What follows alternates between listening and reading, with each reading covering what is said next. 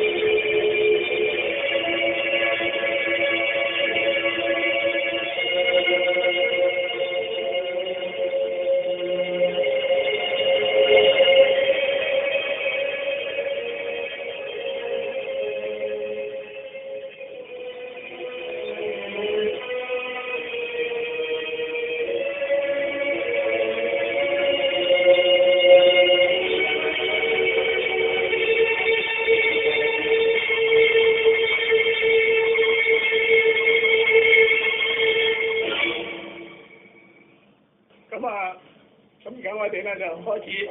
講呢個小説和歌劇中的蕩婦卡門。不過咧，阿 David 咧就抗議，佢話你話呢個卡門係蕩婦唔啱啊！咁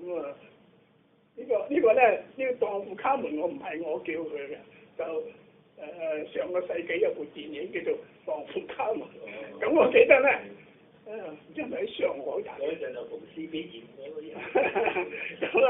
咁即係蕩婦咁啊，多啲人睇啊嘛！呢個講文學咁樣，費鬼事啊咁。咁啊，剛剛大家聽嘅咧，就係歌劇呢個卡門咧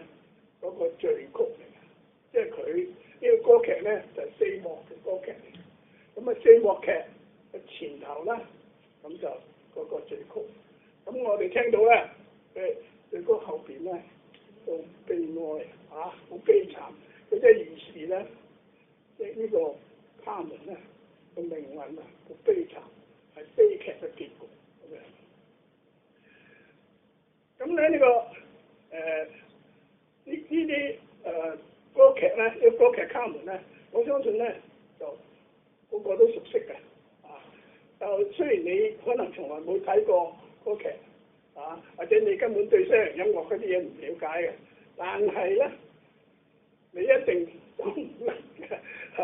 你一定咧喺啲商場啊，喺啲電台啊、電視台啊咁啊，一定聽過嘅。最近咪咩咯？最近呢個大西樓啊，有個樓盤啊。嗰個飛樂咧就係喺呢度，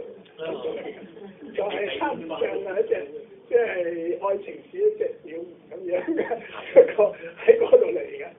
咁所以咧，你即使從來冇接觸過西洋音樂咧，你都聽過嘅。呢個歌劇卡門咧，就係呢個法國作家作曲家Georges Bizet。即係咧，喬治比才嗰個作品嚟嘅。咁我哋睇佢咧，呢個喬治比才咧，得36歲、37歲，咁好後生就死咗。咁佢差唔多同莫扎特差唔多，我得就34歲就死咗。咁呢啲音樂嘅天才咧，都係好早死。咁佢點解呢個比才點解咁早死咧？就因為佢作呢個卡門，咁作咗呢個卡門之後咧就上演，咁俾人哋彈到懵，話呢啲咁嘅嘢係咪歌劇嚟嘅咁？因為喺佢嗰個時候咧，嗰啲歌劇咧同埋咧講嗰啲咁嘅咩騎士啊，或者係公主啊嗰啲一啲皇室㗎嗰啲咁嘅嘢。咁咧就佢呢個咧就唔係，佢係講個 gypsy，講個 gypsy女仔咁樣，咁變咗可能當時嘅觀眾咧就唔能夠接受，咁所以咧首演就失敗，劣評如潮，咁咧就呢個比才咧嘅精神咧大受打擊，咁一病不起啊！嗱，佢咧就35歲就卡門啊嘛。佢36歲幾就死咗，咁但係而家咧呢個卡門呢個歌劇咧就係全世界全人類歷史上演出嘅最多嘅歌劇，最多嘅即係最受歡迎嘅嗰個歌劇，咁咧就呢個真係所謂造物弄人天才咧嗰個遭遇咧。都係唔係幾順當嘅，唔係幾理想。咁呢個歌劇嘅卡門咧，就根據法國嘅作家梅里美嘅小説《卡門》改編嘅。Casper 係咩咁咧？佢本小説咧，我可以大家可以傳俾大家睇睇。咁呢個就係中譯本嚟嘅。咁咧就係佢呢度兩篇小説喺度㗎啦，一個咧就卡門，一個就高龍花，咁兩篇咁樣，大家可以傳得睇，大家睇睇。咁呢個梅里美咧，佢本身咧就係考古學家嚟，佢唔係文學家，佢唔係專門寫小説，咁佢係考古學家，咁但係咧佢係考古學家咧，佢就一向嚟咧，佢除咗去考古之外咧，佢好中意咧去各個地方咧去睇嗰種各個地方嘅民族嗰種習慣嗰種風俗同埋各種人情咁佢好喜歡佢嘅。咁所以咧佢睇咗之後咧，一方面可能佢就引證翻啦，係嘛？而家喺各個地方有啲咁嘅風俗。咁古時候有啲咩風俗，咁我印證翻，咁我好有興趣係嘛？好似我以前講其他嘢咁，我都發現喺啲古書度有我哋啲廣東話嘅喎，咁我就好有興趣。咁佢都係其實都係7、8點嚟，不過佢即係接觸得多接觸嗰啲各個地方啲人多啦，佢見到啲奇聞異事多啦，咁佢咧就寫小説。結果佢哋寫小説咧，亦都出晒名，咁好有成就。咁佢佢其實咧佢就係做官嘅嚇，喺法國政府嗰度咧做呢個歷史文物總督察，咁啊業餘時間咧進行呢個文學創作，佢有好大嘅成就嘅。咁我今日咧就先咧就介紹下佢嗰啲小説咁咯嚇，咁啊然後再介紹佢歌劇，咁呢度咧大家睇到咧就係呢個係喬治比賽啦，呢個梅里美，咁認一認佢哋嘅樣咁啦。我哋下一張咧就係我哋開始睇呢個小説啦。咁呢啲小説咧，佢係中篇小説嚟嘅。咁雖然係中篇小説唔係好長，但係咧，如果我喺度呢個 PPT 度咧，全部抄晒喺度咧，就唔知幾十幾百頁都俾你抄晒。咁我咧就將佢咧即係濃縮咗，即係我自己咧將佢濃縮咗，咁然後喺度即係介紹俾大家。咁呢個小説咧就係以第一人稱嚟嘅，即係我，因為其實佢成篇小説你都睇到咧，佢係以嗰個考古學家出去外出做考古工作，見到嘅嘢咁樣嚟寫。咁下邊咧就係佢小説內容啦嚇。佢1830年咧，我作了一次考古旅行，即係梅里美啊，佢咧就去做考古旅行，咁就去西班牙嗰度，去西班牙個古城叫做科爾多瓦多華。咁喺嗰度咧，我咧就雇咗一個響導同埋2匹馬即係租2匹馬啦。嗰陣時冇租車嘅嘛，呢度有條坑咁啊，嗰度有條鐵路，咁咧就租2匹馬，咁一匹自己食，一匹咧就俾個響導嘅。咁有一日咧，我就喺呢個加塞納嗰些嗰個城園嗰度咧，即係嗰啲鄉下地方啦嚇，咁喺度行，咁可能佢有佢嘅目的嘅，即係個目的地嘅，咁可能嗰度有啲咩古代嘅遺跡喺度。咁喺嗰度行嘅時候咧，咁我咧就2個人咧，同我響度2個人咧，就又攰又渴嗰啲太陽咧曬到好緊要就曬到我成身滾咁樣。咁我咧就忽然之間就發現咧有一塊綠地一塊即係青綠嘅草地咁就有水有草，咁好開心啦！我同我響度好開心。咁但係咧就見到有個後生仔即係一個中年漢子嚟嘅，咁咧就喺嗰度，已經喺嗰度㗎啦，喺度休息緊。咁佢咧就中等身材，外表壯實到好特隻嘅，目光咧就陰沉驕傲咩料先咁啦咁即係一見到有人埋嚟，咁就已經即刻就準備㗎啦咁佢話咧呢個男人咧一隻手咧就拉住一匹馬韁繩，另一手咧就揸住一支銅嘅短槍，短槍咧就係即係嗰個時候1830年即係19世紀初。咁嗰陣時啲手槍嗰啲咁仲未曾好似而家咁樣現代化咁佢即係上一代嘅呢啲即係手槍軍支軍咁樣即係一啲銅嘅手槍。咁睇到嗰副胸相咧，我有啲意外。咁雖然我即係個梅里美覺得有啲意外，但係正如我講，佢咧就其實佢好喜歡遇到啲咁嘅人如果佢諗住，如果遇到一賊就好難㗎啦，佢唔係驚啊佢想接近佢哋啲人同佢交往。咁呢一段經歷對於佢嚟講非常之有價值所以佢唔驚佢唔驚。咁佢而且咧，喺心裏邊咧就好開心嘅咁但係有啲意外我個響度咧就驚啦即係成塊面都青晒。咁我心想啦，我就碰到壞人啦咁我咧就決定不動聲色，咁就即係唔好露出嗰啲即係敵意啊，或者係驚啊，或者啲咁嚇，咁啊就咁啊打開個雪茄盒，就揾一支最好嘅雪茄啊，遞俾佢嚇，即係舊時啊，而家唔準吸煙啊，舊時咧大家嚇初見面咧整支煙仔，咁即刻做老友嚇，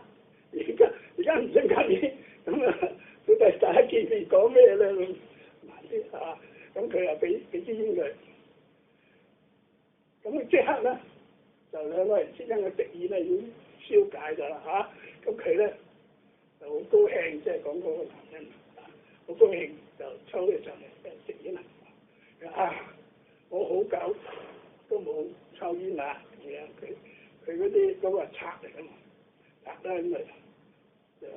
即係唔係好似水主咁威啊？其實係個個做賊嘅你都係嚇，即係揾朝唔得晚啊咁樣，即係周圍啲流浪咁然後咧，佢話我即係梅里美咧，佢拿出個乾糧，即係攞佢啲乾糧出嚟俾佢食咁佢咧就唔客氣啊狂吞大嚼猛嚼，好痛啊！好似隻餓狼咁啊咁佢小事裏邊真係仲講啦，佢話咧就我估計嘅咧48小時之內未食過嘢咁佢俾嘢佢食咁嘅多咁當晚咧，我哋咧就一齊咧去住喺一間小旅館度咁如果我前頭我唔係咁介紹呢個梅里美咧，你就覺得好奇怪咁快啲走啦咁但係佢唔係梅里美咧，佢就想接近佢多啲咁所以咧佢咧嗰個男人咧就講好，大家一齊去住酒店咁樣住旅館咁樣。咁半夜咧就我咧就俾嗰啲木虱咬到咧就難以瞓着。我走出個房門，咁我就發現咧，我個響度想走人咁佢都知道佢講啦，就個響度咧就掹咗佢嗰匹馬，即係佢租翻嚟嘅咁嗰隻馬咧隻腳咧就包晒嗰啲搣開咗嘅氈個毛氈包住，佢即係唔想俾嗰個男人聽到。咁佢一見到梅里美啦。佢話天啊！你唔知道呢條友係邊個咩咁佢就係當富社當富社就係呢度最出名嘅土匪嚟嘅咁佢話咧，我而家咧要去報案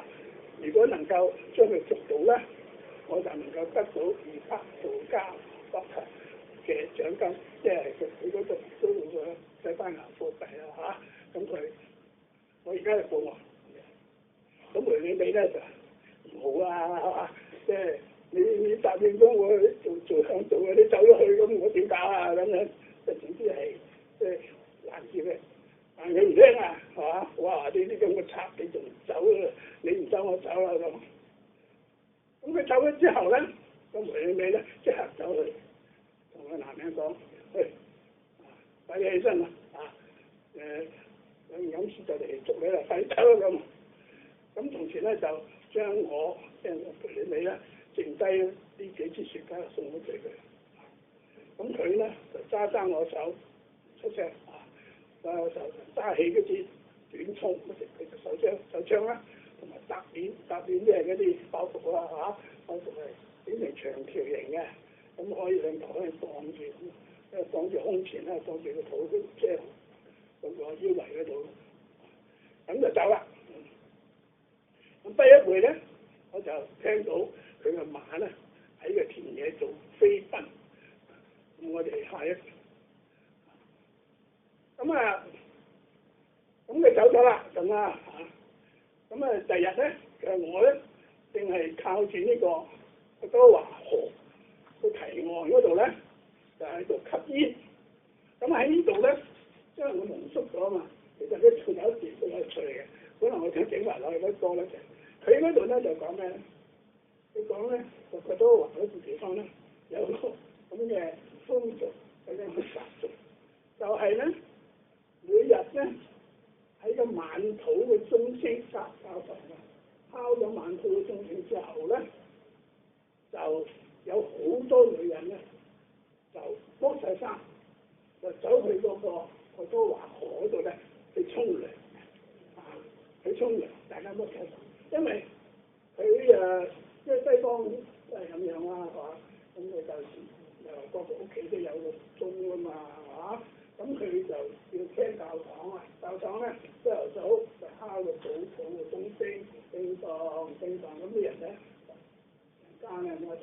早禱，咁然後咧到夜晚咧，咁個教堂咧就即係天黑之前未黑晒，天黑之前咧就用晚禱嘅鐘聲，咁於是啲人一聽到咧就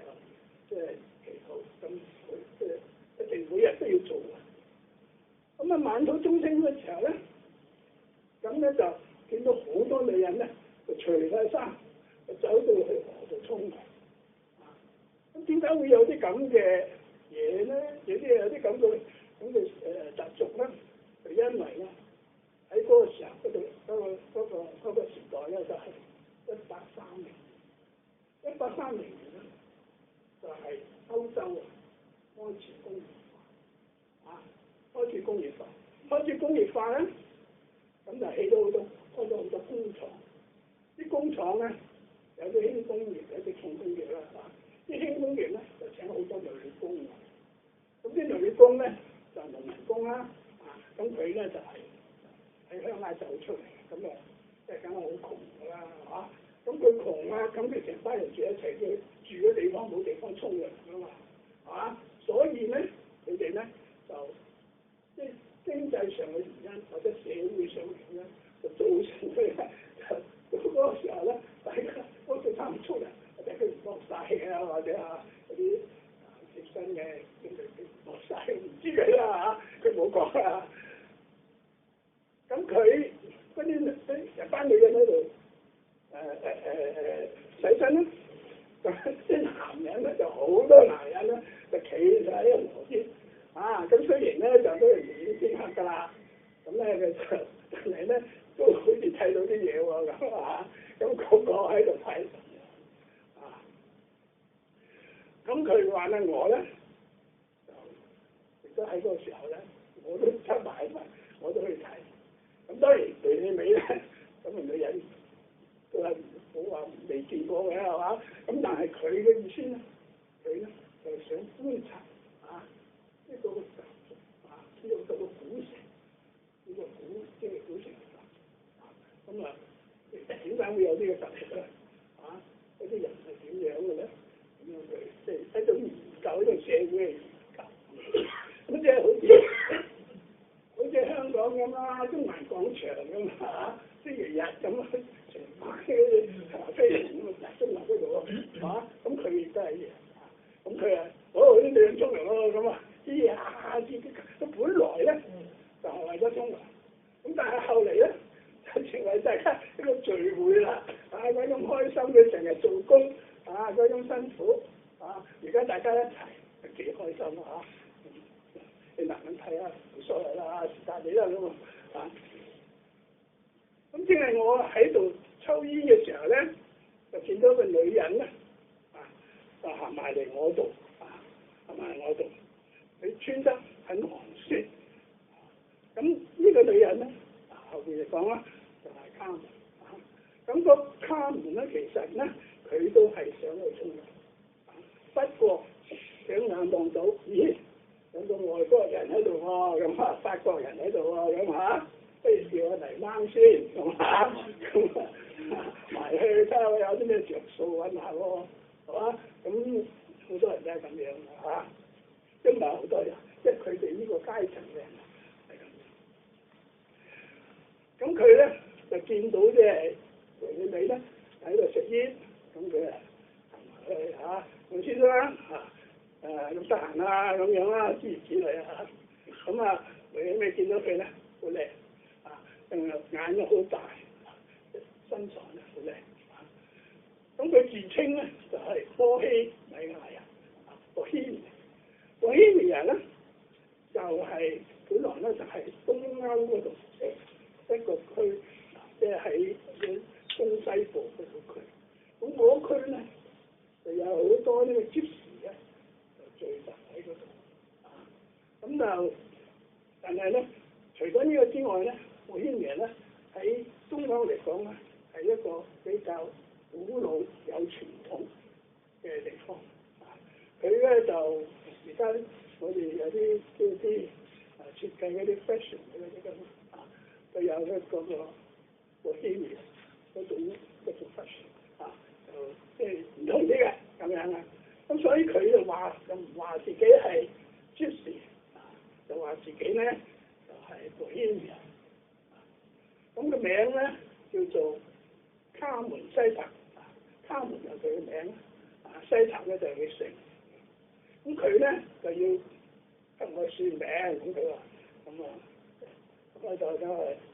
我同你算命啦嚇，唔通我同你走去瞓覺啦咁，成講唔出嚇，咁佢話我同你算命，咁我咧就對一切迷信嘅嘢都好感興趣，咁於是咧我就跟他來到呢個城關盡頭一間屋裏邊，就係間屋。城關咧就係佢嗰個佢都話咧，一個古城啊，古城咧就有個城有城牆嘅城，咁啊喺嗰個城門旁邊一間屋度，咁啊入去咧，咁佢就開頭梗係你算命啊嘛，咁佢擺晒啲架生啊咁樣嚇，擺啲水晶球啊嗰啲咁樣啦嚇，咁啊作法啊咁樣。咁當佢喺度作法嘅時候咧，個屋門咧就被打開啦，俾人踢開。咁有個男人咧就着住一件黑色嘅大褸走入嚟，即係好神氣咁，笑話嘅咧，全身都包住，淨係露出兩隻眼咁樣。咁佢走入嚟咧，就好唔客氣咁咧，就向呢個波希米亞嘅姑娘就要求。咁粗暴地咧推開佢，你又即係搞乜鬼啊？又揾到咩老七啊咁樣叫到咩泥掹啊嗰啲咁啊咁佢唔係講佢嗰種法國話啦佢講佢自己嗰啲鄉下話。咁佢一時咁樣喝佢咧，一時咧就向我走嚟，喺佢哋尾走嚟。咁行埋到身邊咧，突然之間退一步就嗌佢哦，先生。原來係你啊咁樣，一見到就話原來係你啊咁，原來呢個咧就係當豪斯，當豪斯咧就你都認出佢啦，就呢個咧呢個先生咧以前咧救過佢一命嘅，咁嗰個姑娘咧就繼續用土話咧同佢講，同佢講嘢咁樣，佢翻返嚟唔知講乜咁但係咧，我漸明白佢講咩啦，即係佢漸明白講咩啦，因為咧佢一再用佢隻細手咧，仔嘛佢隻手咧就喺度掹佢自己條頸咁我明白佢梗係叫我當佢聲咧，就劏咗我就劏我，因為嗰條頸咧根本就指我條頸咁樣嚟啊！咁當豪聲咧，當然咧佢就救過佢命啦。咁佢就當豪聲咧，斬釘截鐵答咗幾件事，得唔得？唔得。咁好啦，就一隻手就掹住我嗰個手臂，咁就開咗道門出嚟，唔講嘢，冇講嘢。咁一出咗門之後咧，一路咁拖住佢，又冇喐咁，兩個人都冇出聲，就行咗一兩百步。咁然後咧，講豪聲咧，就用手一指去遠嘅地方，佢哋一直往前行啦，前邊就係大橋啦，佢話即係你係大橋呢個地標嚟㗎嘛，landmark啊嘛，係嘛？即係你如果你去到大橋咧，你去邊度你都識㗎，應該係咁。咁咧就即係指條路嘅，咁就分別咗啦。咁我就翻到去客店，即係翻到自己住嘅酒店啦，嗰個旅館啦，覺得自己好似好冇人咁啊，個心情又唔係幾好。最慘咧，就剝衫嗰陣時咧，我發現我隻真金嘅打黃標咧，就唔見咗呢隻標啊！咁嘅時候就代標啦。不過呢個打黃標咧係特別啲喎，好貴嘅，好名貴嘅。係點樣咧？係嗰個時候咧，一種好尖端嘅機械嘅標嚟嘅。佢可以點咧？你即係你撳佢咧，佢會報時嘅。佢能夠報時幾時幾分，可以報出嚟。佢點樣咧？佢就係一撳佢嘅時候咧，咁佢有3種唔同嘅聲音。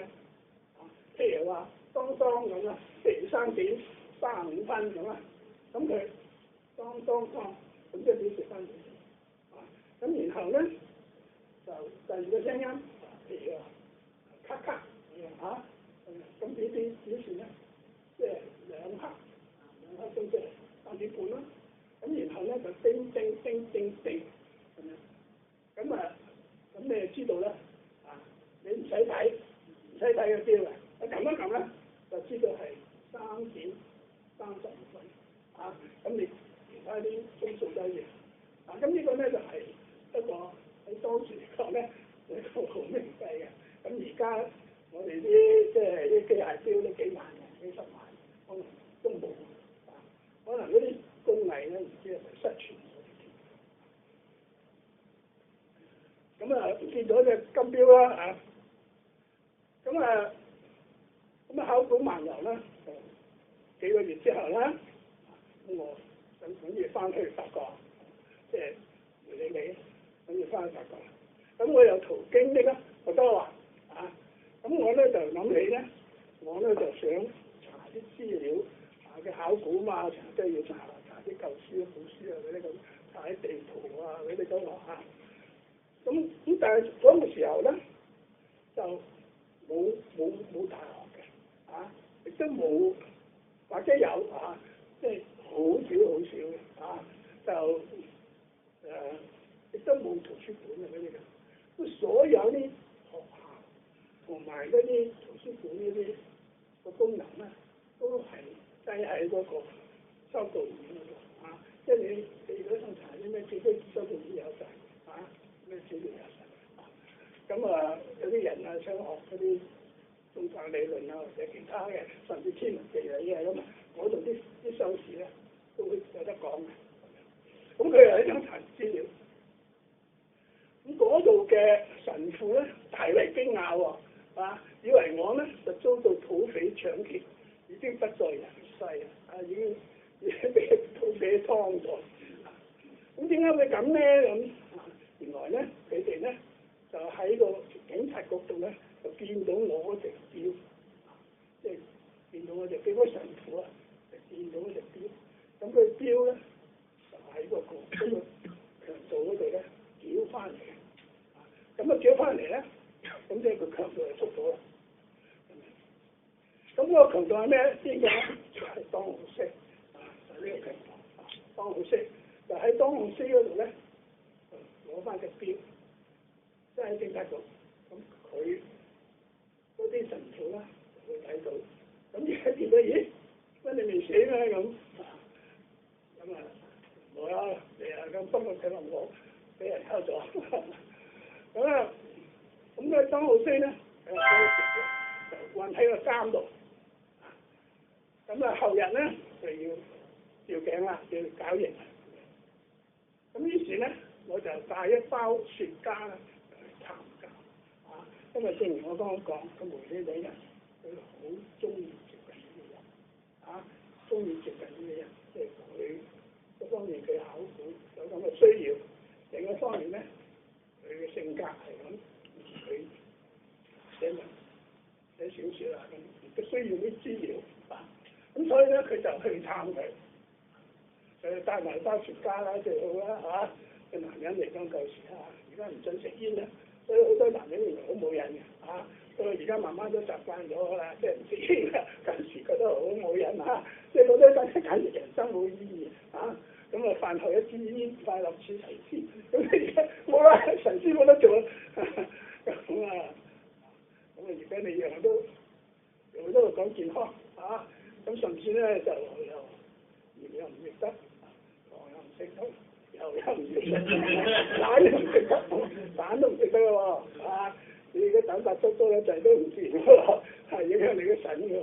咁啊係咁啦，咁你而家樣都講健康啊，咁啊尤其對於我哋上咗年紀嚟講，可以講好多嗰種享受，好多種回憶，而家都唔能夠再得。咁我帶一包雪茄咧就去探監，咁佢啊好有禮貌咁啊，多謝我俾佢嘅禮物。咁佢咧就好自細咁，好書都唔講，我俾咗佢咧開頭有一聲都唔出，咁啊慢慢數下咁啊睇下幾多支，未知啊幾人啊嚇，咁佢就揀咗幾支，咁然後咧其他咧就俾翻我，咁佢話咧多咗都冇用。咁佢又唔講點解啊？不過你知道點解佢就吊頸啊就嚟要殺頭啦，咁你嗰有乜用嘅嚇？咁佢咧就除下頸上嘅銀環，咁佢第一次去探佢嗰陣時已經將佢自己咧喺頸度嗰塊銀環咧就交俾我，佢話你咧你翻去法國嗰陣時咧，你去邊度？嗰個我媽媽就話咁你咧將啲銀交翻俾我媽媽，你話俾佢聽，當佢死咧死咗啦。不過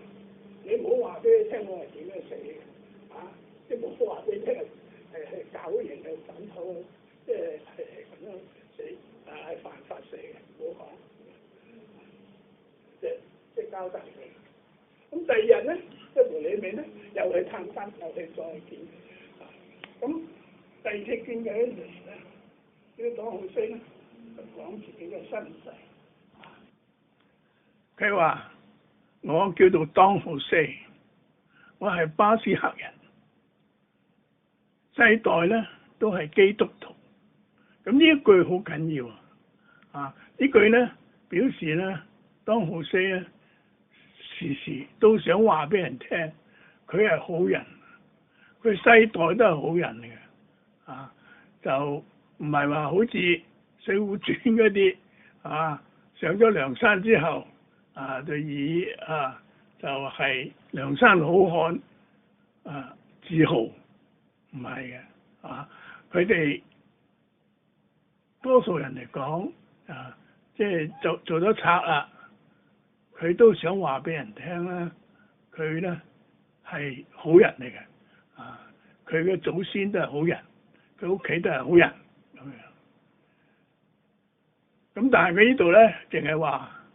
世代都係基督徒，意思就喺晒度啦。咁我咧就去當兵咁我喺呢個騎兵營咧當班長嘅時候咧，有一次咧就被派在呢個 Sevilla 呢個煙廠度咧就做警衛咁 Sevilla 咧呢個煙廠咧就係當時一啲新嘅工業嚟嘅一啲新嘅輕工業。咁呢啲輕工業咧就請咗好多女工嘅因為女工人工平啊嘛而且咧通常咧佢成個廠咧全部淨係請女工因為男女工混埋一齊咧會出好多問題㗎嘛咁所以咧就有呢間呢個 Sevilla 煙廠裏邊咧就有好多女工嘅。咁我咧就做班長嘅時候咧就去嗰度咧做警衛。咁有一日中午咧我就聽見有人叫西塔那來了。咁西塔那咧就係卡門嘅名嚟嘅咁啲人咧親熱咧就叫佢西塔那佢因為佢姓西塔噶嘛咁我抬眼一睇咧就係你見過嗰個卡門。咁佢咧就見到我呢個大兵喺度咧，咁佢就扭身扭勢咁樣行埋嚟我面前啦，係嘛？咁就賣弄下風騷咁啦，啊！咁佢咧就將嗰個嘴角上面咧就含住嗰朵花咧，就用手指一彈，就啱啱咧就彈中我個鼻哥。咁我咧就嗰時咧好唔好意思啊！咁但係咧就等呢個卡門咧入咗廠之後咧，咁我趁人哋不覺咧，我就將嗰朵花咧就執起嚟，就放喺口袋裏邊。咁由此咧就可見咧呢個當豪西咧係對呢個卡門咧係已經有情啦，即係有好感中意佢。咁幾個鐘頭之後咧，呢個卡門咧就同一個煙廠嘅女工大交嗰個卡門咧就喺對方嘅面度咧畫個十字卡門好鬼惡㗎，梗係咁成間廠咧亂囉囉咁我咧就同兩個龍騎兵咧就維持秩序啊嘛，咁我咧就同嗰兩個龍騎兵咧就將佢壓住咧，準備咧帶去監獄。咁一路上咧，佢就用呢個巴斯克話咧就求我放佢就話咧佢同我咧係同鄉咁大家鄉里叫我放咗佢。咁我當時咧就做咗一件傻事，咁我詐帝咧就跌一跤咁就擋住兩個同我一齊嘅龍騎兵，咁將佢放咗啦。咁為此咧我就被革掉呢個班長嘅職位，為此咧我就降咗級仲咧坐咗2個月監。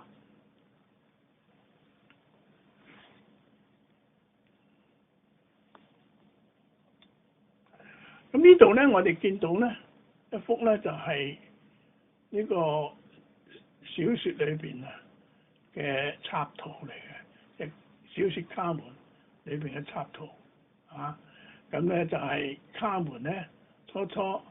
遇到當豪西。咁我哋呢度咧睇到嗰啲女人咧係咪都係嗰啲煙廠嘅女工？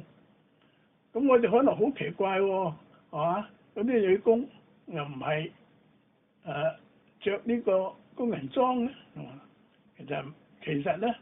就嗰個時候咧，即係因為啱啱工業化咁啲工廠裏邊啲女工咧，仲係着佢喺屋企帶嚟嘅衫咁佢喺鄉下嗰陣時咧，著呢啲長裙噶嘛所以唔淨止企喺前邊嗰個卡門咧，就係着條長裙後邊嗰啲女工咧都係着咗長裙。咁另外一邊咧就係嗰啲士兵包括咧呢個當豪西。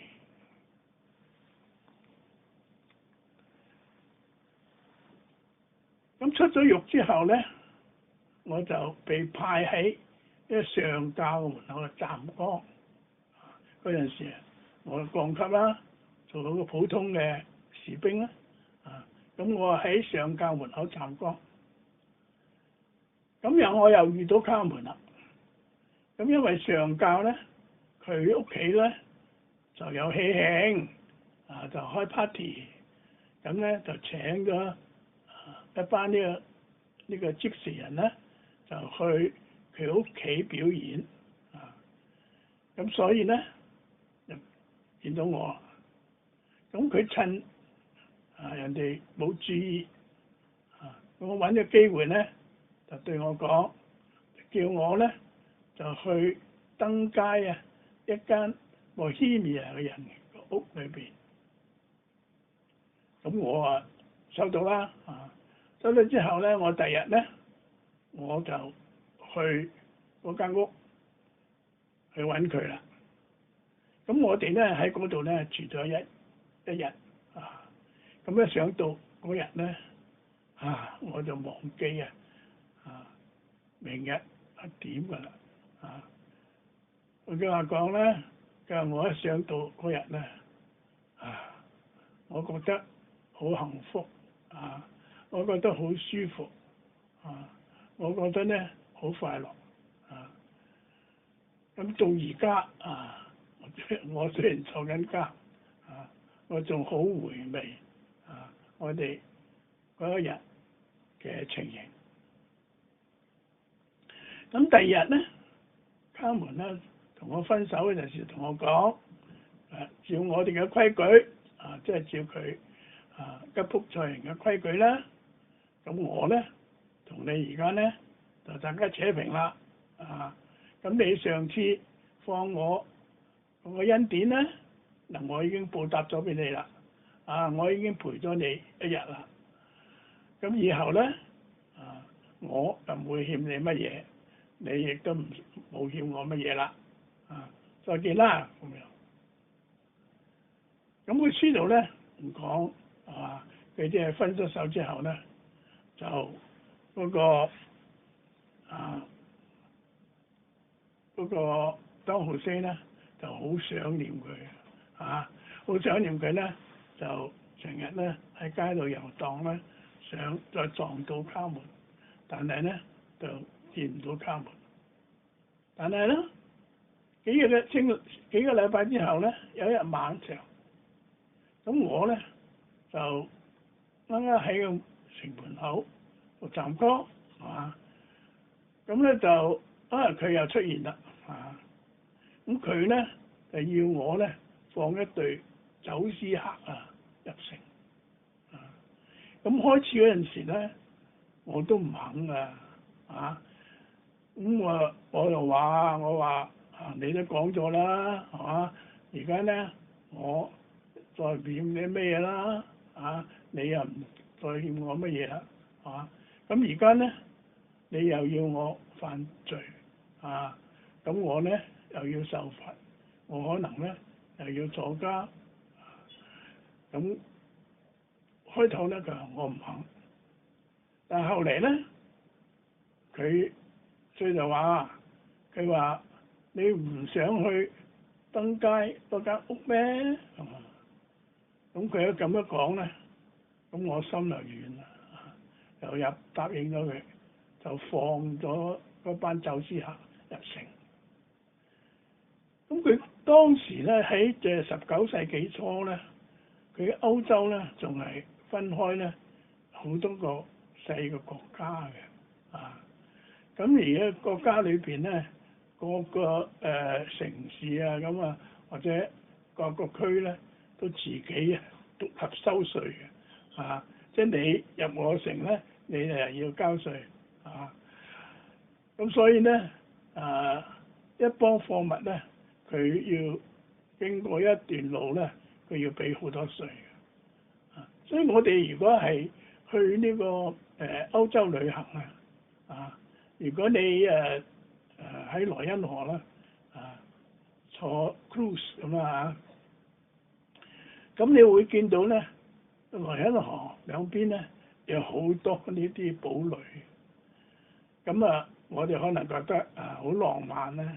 其實嗰啲堡壘咧就係以前嗰個地方嗰啲貴族係收稅咁啲貴族咧同佢哋啲士兵咧就喺個堡壘上邊一望到有船經過，咁即刻就落去收稅咁樣。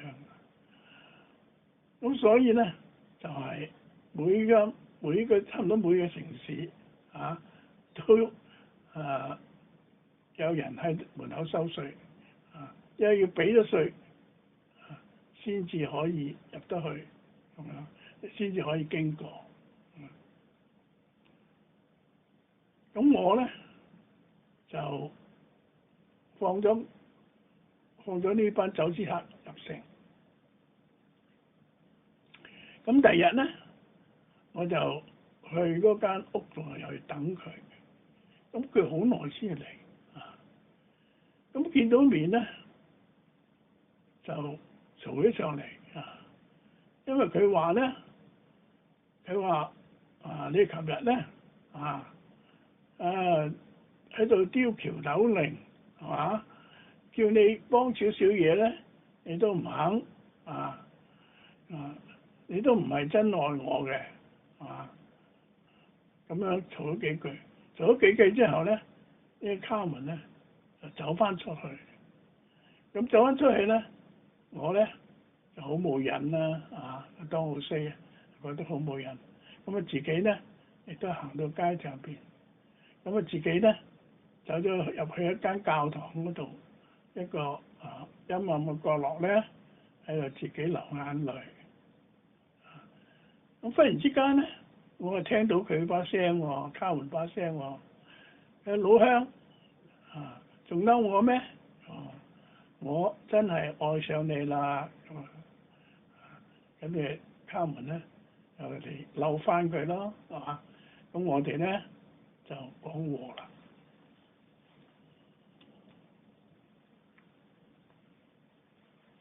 咁因為咧，當浩西咧係好愛卡門咁有一日晚上咧，我又去嗰間屋去等佢。咁佢入嚟嗰陣時咧，就帶住一個年輕嘅軍人咁由此我哋可以見到咧，呢個卡門咧佢本身根本係個妓女嚟咁佢帶呢個年輕軍人咧，並不表示佢係又愛上呢個年輕軍人咁呢個人咧呢個年輕軍人咧咁啱就係我個排長，就係我頂頭嘅上司。咁呢個卡門咧，佢仲用巴斯克話咧，就對我講：快啲走啦咁咁個排長咧就見到我咧，就大聲吆喝咯，對住我話：你喺度做咩啊？滾出去！咁我當時咧，我哋就唔知點解，我又冇喐咁佢咧就掹住我嗰件佢嘅衫領搏命咁熬。咁我都唔記得我講過乜嘢可能講咗嘢激嬲咗佢啦咁佢咧就掹咗把劍出嚟，咁我把刀咧亦都出咗鞘因為佢大家都軍人嚟㗎嘛大家都掛咗刀劍。咁結果咧，我個腦門上邊咧就插咗一劍咁佢話嗱，至今咧都留住疤痕。佢咁講嘅意思咧，當浩西話咧，即係我咧唔係我挑釁嘅唔係我引起嘅係佢先吉我。咁我咧就報復咁所以咧就將我嗰把刀尖咧插咗入佢身度。咁佢就碌低咗。咁卡門咧就連忙咧吹熄盞燈。咁我咧就快啲走人啦，係嘛？咁我咧就好快咁走咗上街度，一路走後嚟咧忽然之間發現如果卡門原來跟住我一路都跟住我咁我當時咧我都知道啦，我殺咗人啦我犯咗死罪啦，我冇路行我冇辦法啦唯有跟啲卡門佢哋呢班人咧就做走私啦走私呢一行。咁呢一幅畫咧又係喺呢啲卡門小説裏邊咧就攞出嚟嘅咁卡門咧喺度跳呢個響板舞啊，咁啊佢嗰啲執事人咧，大家圍住喺度睇咁樣啊，咁呢個可以講係嗰個吉卜賽人啊一個常見嘅生活嘅場景嚟嘅。咁我入咗伙之後咧，我先知道啊，原來卡門係有老公嘅，啊，佢有個丈夫，佢丈夫咧就叫做獨眼龍卡西亞，啊，即係佢花名就獨眼龍嘅名咧叫卡西亞，佢皮膚黑，心啊更黑，是個不折不扣的惡棍，啊，咁由此我哋可以睇到咧，呢個當浩西咧。雖然係入咗佢哋嘅伙，但係咧佢嘅心裏邊咧都係睇唔起呢班人嘅，睇唔起呢班吉卜賽人。咁佢實際上咧，即係好憎呢班人。咁但係咧冇辦法啦，係嘛？我就同佢一齊咧走私又搶劫。咁有一次咧，就喺樹林當中咧。玩牌咁我發現卡西亞咧出千咁我同佢就打起上嚟，咁我就殺咗佢其實咧，我哋都可以想得到咧，就係、是、根本呢個當浩西咧一知道呢個卡門有老公啦，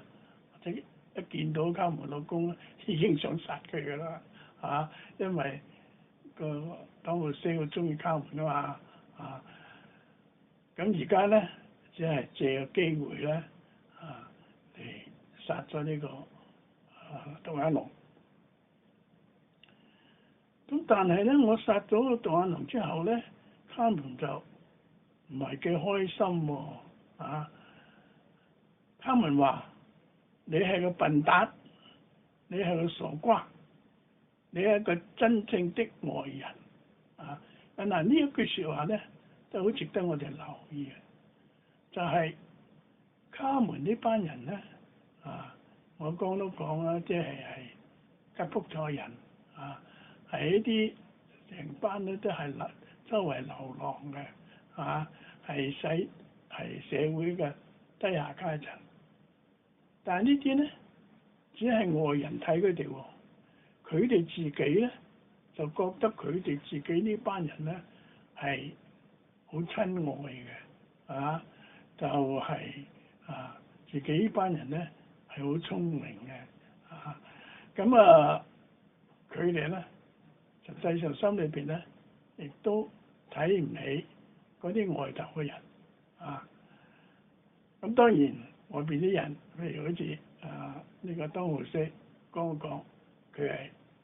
心裏邊睇唔起呢班吉卜賽人啦，但係吉卜賽人佢哋譬如甚至卡門，佢都睇唔起呢啲佢哋自己圈外嘅人。咁佢覺得你咧雖然係入咗我伙，但係咧你仍舊係外邊人你始終咧都埋唔到我堆咁樣。咁佢話你就像矮子吐痰以為吐得遠就個子高咁呢啲咧就係佢哋呢個階層人嗰種口吻啦佢哋有佢哋嘅聰明，佢哋有佢哋嘅智慧咁佢哋就有佢哋嘅 Q 咁卡門話佢話我唔愛你啦你快走啦。咁卡門就因為當浩西咧殺咗佢嘅丈夫咧佢就唔愛嗰個，即係唔喜歡呢個當浩西即係同當浩西之間咧都有咗裂痕啦。咁但係咧，我咧仲係好愛呢個卡門，係嘛？我就求咧卡門咧同我一齊去南美過新嘅生活。咁當時咧就係、已經發現咗新大陸啦，發現咗新大陸啦，好多葡萄牙人啊、西班牙人啊就去南美洲咁同呢個法國人、英國人唔同法國人、英國人咧就去北美洲但係西班牙人、葡萄牙人咧就去南美洲咁嗰啲西班牙人咁呢啲葡萄牙人咧喺自己國家即係喺西班牙啦、葡萄牙咧即係撈都唔掂或者犯咗罪或者生活都唔開心，咁就走去南美洲移民去南美洲重新過新嘅生活咁當浩西咧就嗌個卡門咧就一齊去南美洲重新做人啦咁樣，但係佢拒絕咗佢咧就中意咗一個鬥牛士盧卡斯咁就喺呢個時候呢個前後咧就你見到卡門啦即係你見到卡門嘅就係呢個時候咁佢咧就想要你嘅金錶尤其咧就想要你手中嘅戒指所以咧佢想殺你嘅咁佢話呢個戒指咧係個魔環嚟嘅係嘛如果弄到手咧就大有好處可以執法咁樣咁喺呢個時候咧就呢個梅里美啦就見到卡門啦就即係卡門同梅里美見面咧，即係同個作者嘅見面咧，就係呢個時候。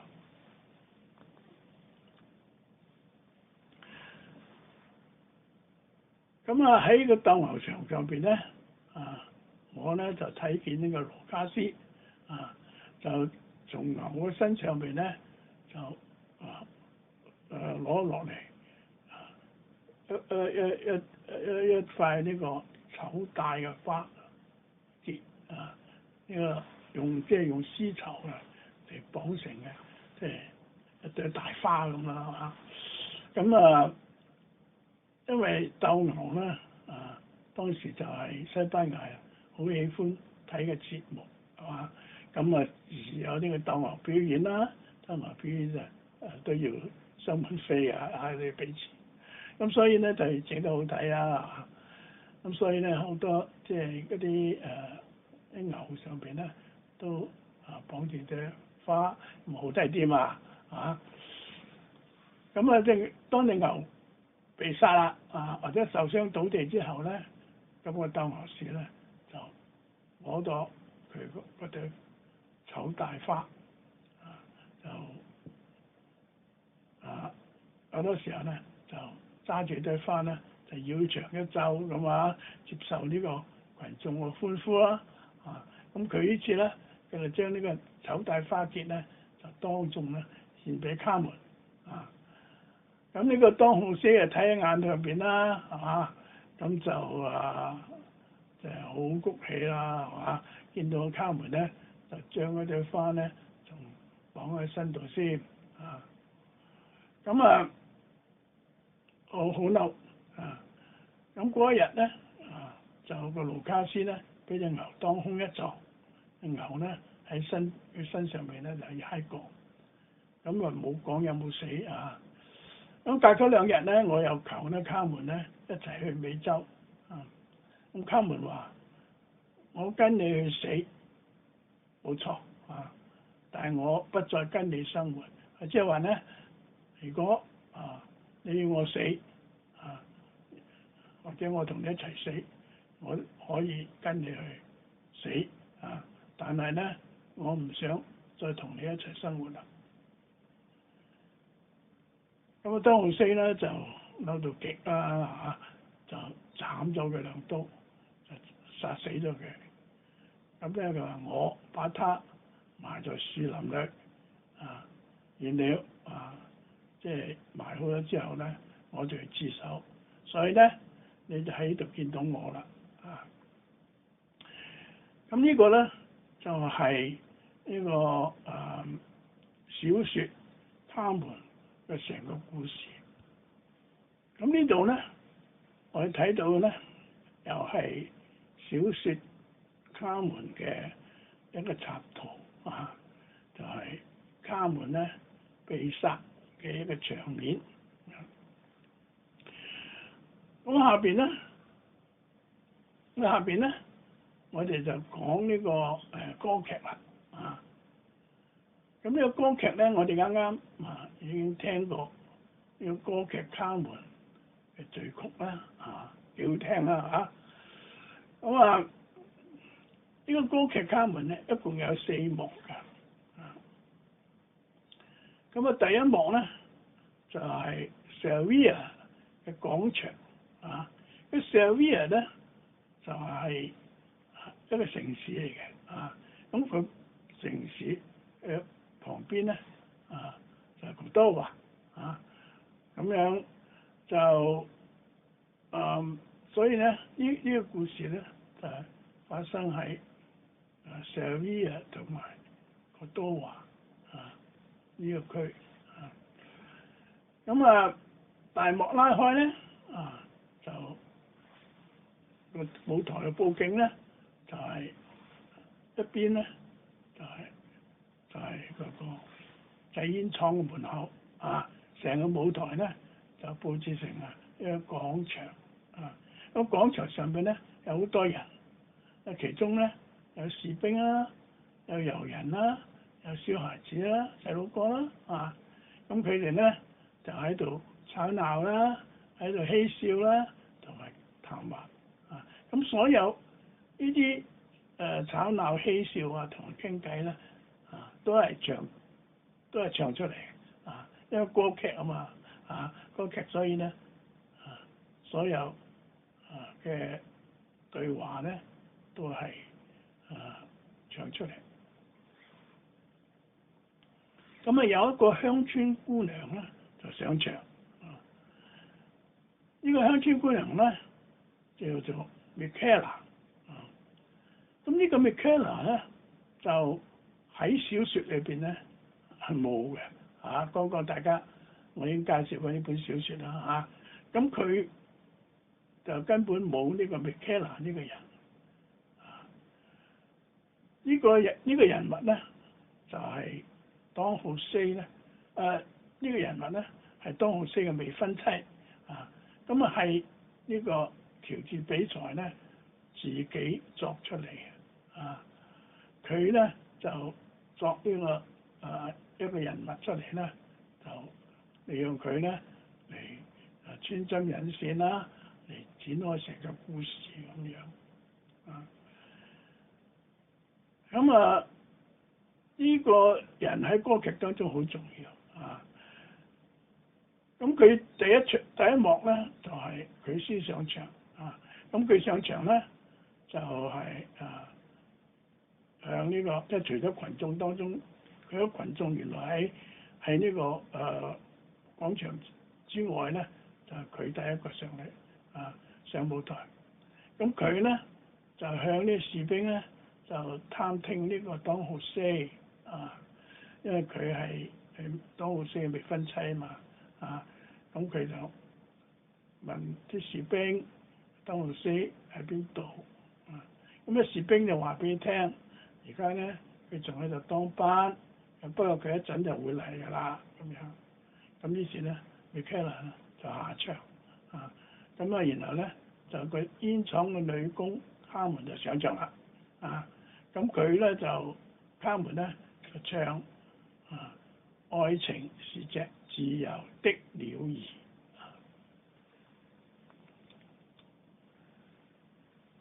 咁佢唱完之後咧就當浩西就上場咁卡門咧就掉俾佢一朵紅花咁呢個咧小説裏邊都有咁佢咧就收起嚟，咁卡門咧就進呢個煙廠即係出咗邊門啦，舞台嘅邊門出咗去，咁然後咧就米開朗又上場，咁見到呢個當浩四咁咧就俾佢睇當浩四媽媽嘅封信咁兩個人咧就唱對母親嘅思念，呢個米開朗咧就話俾佢聽阿媽咧就好想念你希望你咧早日翻去想見到你咁樣。咁但係咧就當浩四而家正喺度當兵係嘛，唔係隨時可以走得㗎。咁所以咧就米開朗咧就先翻屋企。米開朗落場咗之後咧，廣場忽然之間大亂咁啲女工咧就喺煙廠裏邊噓聲走出嚟原來咧卡門咧就同人哋嗌交咁咧就喺呢個對方嘅面度咧就打個交叉，咁卡門咧就被捕啦，由呢個當浩四咧就押去監獄。呢個卡門咧就用呢個巴斯克話咧就求呢個當浩四咧放咗佢又話大家係同鄉咁樣。咁當浩四咧就假裝咧就跌倒就攔住咗兩個同一齊嘅龍騎兵等呢個卡門咧就走甩咗。咁呢個第一幕咧就到此咧就完結啦。咁呢度我哋睇到嘅咧就係第一幕當中呢個場面啦，卡門咧就綁住兩隻手咁咧呢個當浩四咧就要拉佢坐監呢個場面。咁而家咧我哋咧嚟聽一聽呢個卡門唱嗰首歌愛情是隻自由的鳥兒，呢個係一個好出名嘅一首歌嚟嘅。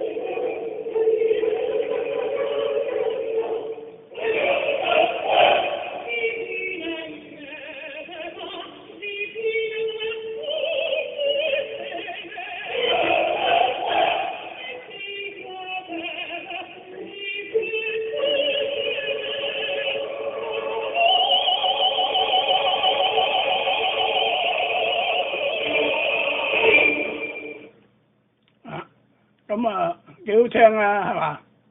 咁呢首歌咧非常之出名嘅。咁呢個好多人咧都唱過啊。咁有好多呢個中國嘅歌星啊、香港歌星、台灣歌星啊都唱過啊。咁最早咧將呢一首歌將佢用中文嚟唱嘅咧就係郭蘭喺50年代嗰陣時咧已經唱㗎啦上個世紀50年代一唱咁前幾年咧就台灣嗰個張惠妹咧亦都唱過咁張惠妹咧嗰把聲咧就夠厚而且好響亮，咁然後佢咧又唱得熱情奔放，係唱得相當好嘅呢一首歌咧使得張惠妹咧就更加紅啦咁林子祥都唱過咁呢首歌咁到底係講緊乜嘢咧？咁我哋可以睇一睇佢嘅中文嘅歌詞咁佢話愛情是隻自由的鳥兒任誰都無法馴服如果他選擇拒絕，對他的召喚全是白費威脅或乞討都是多餘咁由此咧，我哋亦都可以知道啦，就卡門佢有佢自己嘅想法佢有佢自己嘅原則咁佢有佢自己對呢個愛情嘅解釋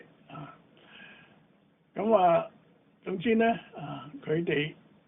呢啲人咧有佢自己嘅道德嘅規範咁嗰裏邊就講咧，佢話愛情是吉普賽人的孩子，無法無天咁即係話咧，愛情咧就呢啲法律咧都管我唔到嘅都管唔到我咧亦都唔信上帝如果你不愛我，我偏愛你如果我愛上你，你可以要小心你以為捉到了鳥兒，它已經抖開翅膀飛去。愛情很遙遠，你可以等待，但係你不必等待，它就在這裏，它就在你旁邊。快來吧，快來吧！愛情來了又去，去了又來好似卡門同當戶斯之間愛情咁啦你以為已經捉到，他已躲開；你以為已躲開，他卻捉住你咁呢個呢，就係卡門呢一首歌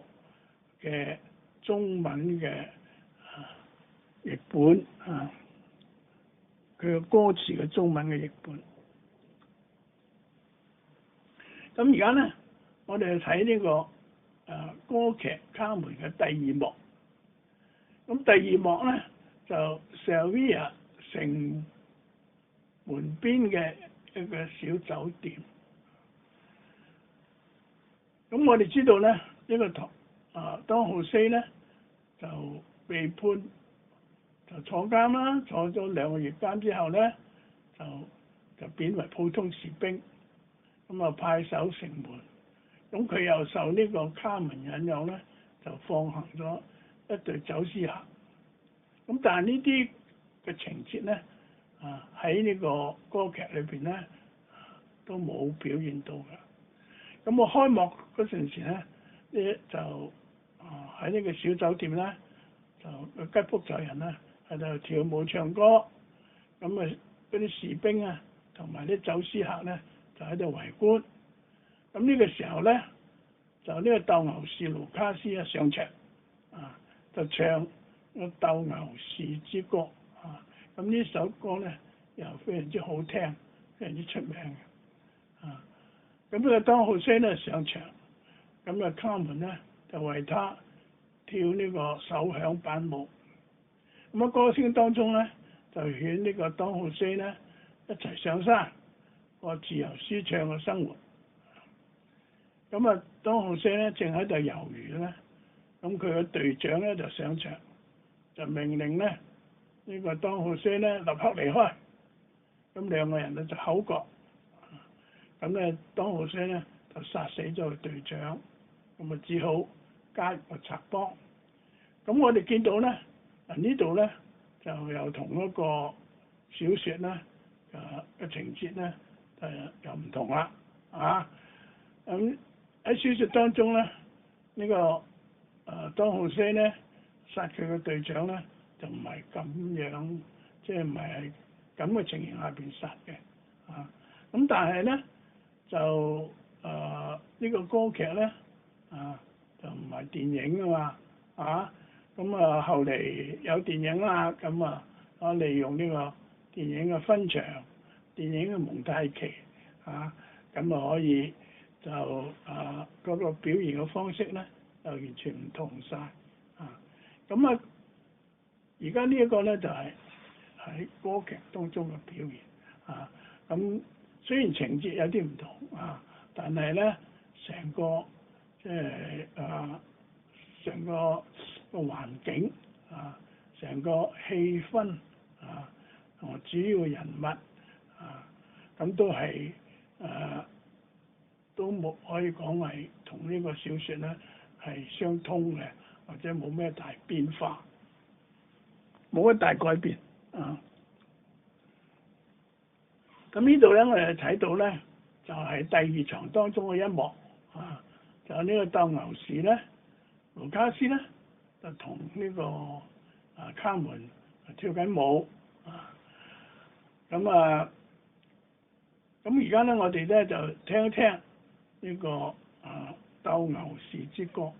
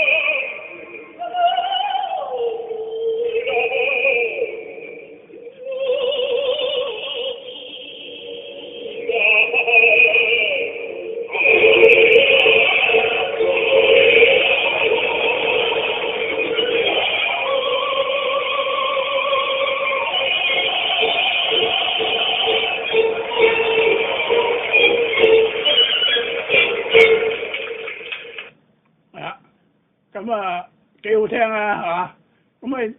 實際上咧，就西洋歌劇裏邊咧有好多片段咧都好好聽嘅但係我哋中國人咧多數嚟講咧就唔係幾欣賞呢啲西洋歌劇就話佢咧係鬼佬大戲咁樣。咁啊不過咧即係如果係要求一個中國人咧即係一個普通嘅中國人嚟講啦就由頭到尾咧去睇完一出呢個西洋歌劇咧，可能要好大嘅耐心嘅，要好有耐心好有耐性先得咁而家我哋嚟睇睇嗰個佢呢個鬥牛士之歌咧，佢係講咩咧咁咁呢度咧就我將佢譯咗出嚟咁佢話乾一杯，英勇的戰士們請接受我衷心的祝賀，因為鬥牛的人和諸位戰士們，大家都從戰鬥中得到快樂。今天正是個狂歡的節日，在鬥牛場上坐滿了觀眾，看那些人狂熱的樣子他們都情不自禁地大聲喊叫有的喊叫，有的吵鬧，他們都快要發狂了。今天正是個狂歡的節日，勇敢的人們的節日，來吧，快準備，來吧，來吧，鬥牛勇士，快準備起來，鬥牛勇士，鬥牛勇士，在英勇的戰鬥中，你要記着，有雙黑色的眼睛，充滿愛情，在等着你，在等着你，勇士咁呢對眼睛咧就係卡門嘅眼睛啦咁而家咧，我哋咧就睇佢第3幕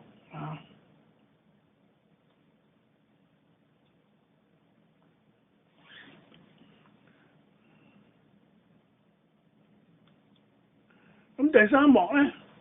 就係佢個舞台咧就佈置成為山中嘅一個荒涼嘅谷地咁喺開幕嘅時候咧，呢個卡門當浩西走私同埋其他啲走私嘅人咧，淨係喺度瞓喺度休息咁嗰啲gypsy 啲女人咧就喺度玩紙牌，咁卡門咧就用紙牌咧宣出自己咧就嚟要死啦咁樣。咁呢個咧即係用咁樣一種方式咧，即係好似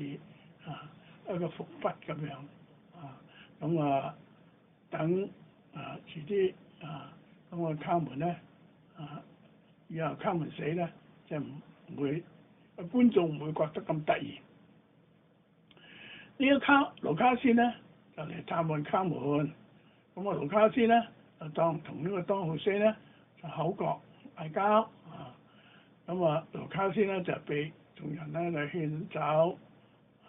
咁因為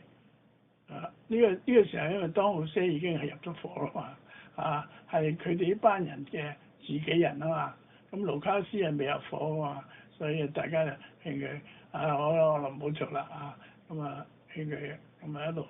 帶佢走咗去。咁跟住咧 Michaela 咧就上場就唱沒有什麼可怕的咁呢 Michaela 係一個鄉村姑娘嚟噶嘛咁佢而家嚟到呢個走私者佢哋嗰個佢自己個成班走私者嘅嗰個即係佢個福地啦係嘛，即係佢哋走私者聚集嘅地方啦。咁佢咧心裏邊咧都實際上咧好驚係嘛，尤其嚟到呢啲荒山野嶺嘅地方啦咁但係咧佢係唱沒有什麼可怕的咁即係自己壯膽喎，係嘛？自己鼓勵自己咯，咁佢實際上係好驚啊，但係咧嘅口度咧就話冇咩可怕嘅，怕咩啊咁樣？咁佢對呢個當浩斯講，就係你母親咧日夜咧帶你為你祈禱咁樣。咁卡門咧亦都勸呢個當浩斯翻屋企。咁因為呢個卡門呢個時候咧，同呢個當浩斯之間咧已經有咗裂痕嘅。咁當浩斯就發嬲你想投向別人的懷抱嗎？咁你想跟盧卡斯嗎？我死都唔會放過你即係佢一面走一面跟佢未婚妻翻鄉下，咁面咧口度咧就仲對呢個卡門咧咁講，我死都唔會放過你噶你咪以為你可以同呢個盧卡斯咧相宿相棲咁呢個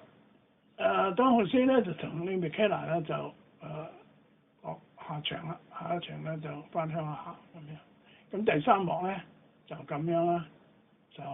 落幕啦。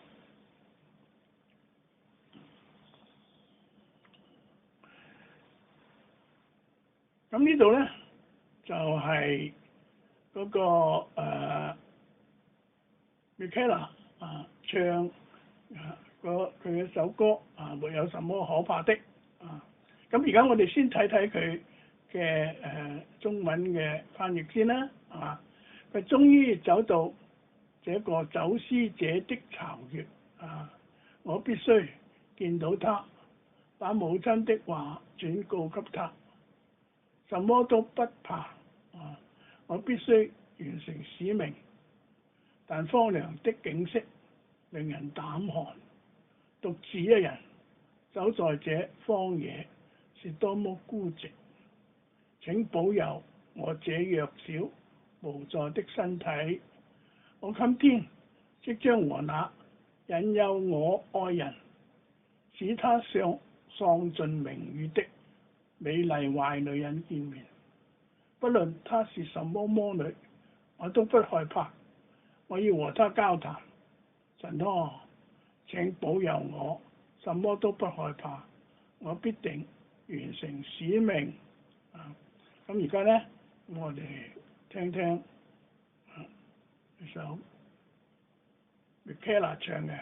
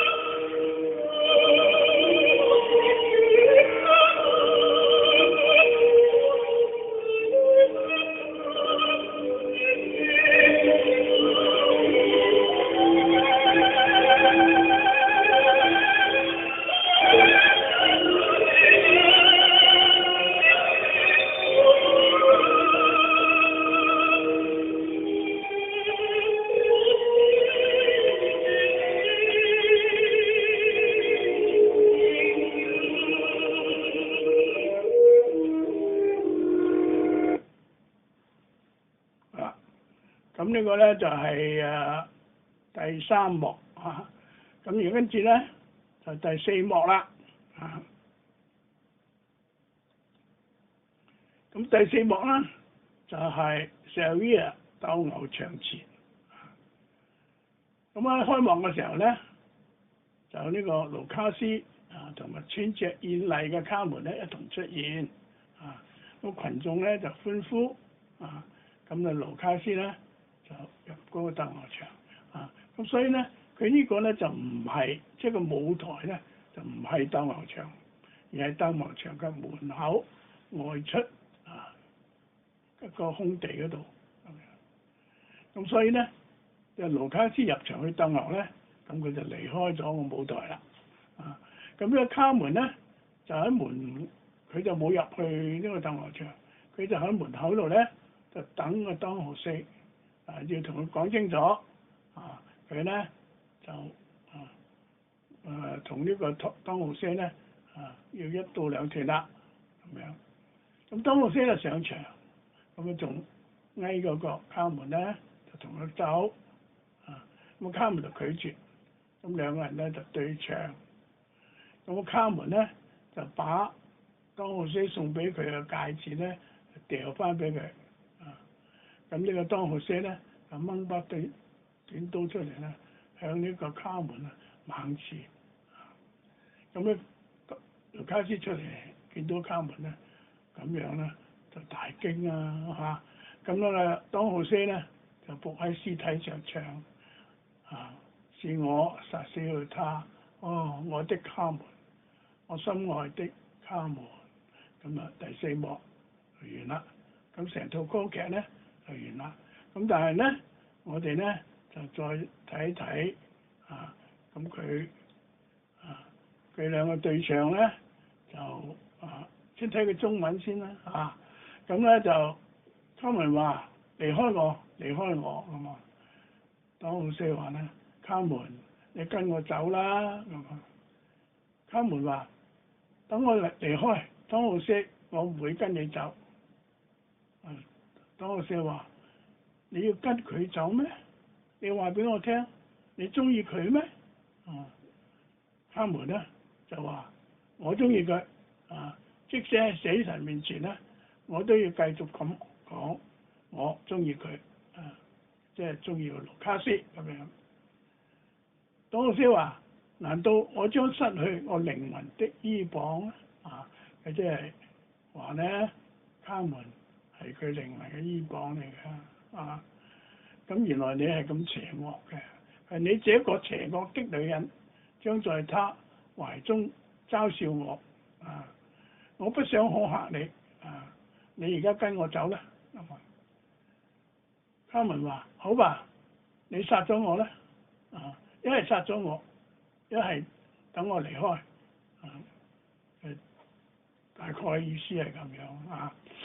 咁而家我哋咧就睇佢最後一個鏡頭啦啊，第四幕。咁呢個卡門咧就已經被殺啦。咁呢個當號四就攬住啊佢嘅身體，好悲哀啦。咁我哋而家聽聽啊最後佢哋兩個人嘅對唱。